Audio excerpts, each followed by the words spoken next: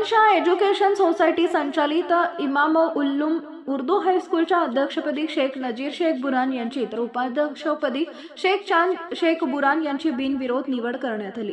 सिल्लोड तालुक्यातील बोरगाव सारवाणी येथील Magan Shah education society संचालित इनाम मौलूम लमलूम उर्दू हायस्कूल यांची 2039 दिनांक 23 फेब्रुवारी रोजी अध्यक्ष व संचालक मंडळाची निवडणूक घेण्यात आली।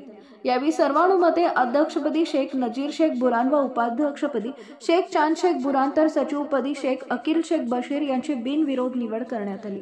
तर संचालकपदी शेख लड्डू शेख मुस्तफा शेख खैरू इस्माईल शेख शाहीर बशीर मोहसिन युसुफ सिद्दीकी नसीम गपूर फारुकी शेख रफीक खैरू शेख जहीर लड्डू शेख इसाक शेख चांद यांची सर्वानुमते निवड करण्यात आली।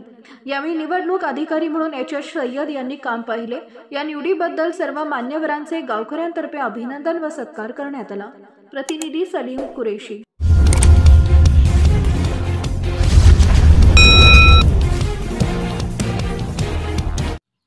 सिल्लोड तालुक्यातील चारनेर व चारनेरवाडी इथं प्रधानमंत्री आवास योजना लाभार्थ्यास मंजुरी प्रमाणपत्र वाटप करण्यात आलेले आहे। कदीम आर पटेल 22 फेब्रुवारी 2025 रोजी प्रधानमंत्री आवास योजना ग्रामीण भागात टप्पा क्रमांक 2 सन 2024 ते 2025 वर्षातील मंजूर लाभार्थ्यांची यादी प्रमाणपत्र वाटप करून घरकुल योजनेचा शुभारंभ सरपंच रवींद्र भाऊ राजपूत यांच्या अध्यक्षतेखाली करण्यात आला।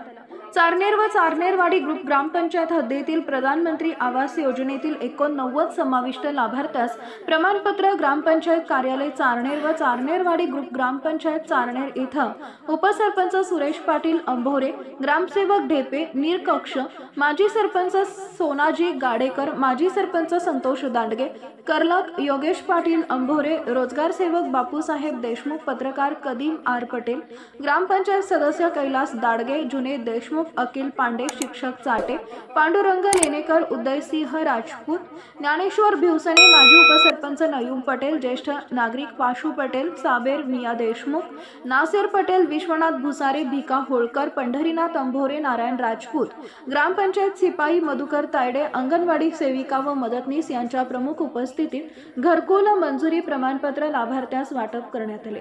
यावेळी जिल्हा परिषद शाळेचे शिक्षक चाटे तसेच चारनेर व चारनेरवाडी येथील महिला मंडळ व पुरुष वर्ग मोठ्या संख्येने उपस्थित होता।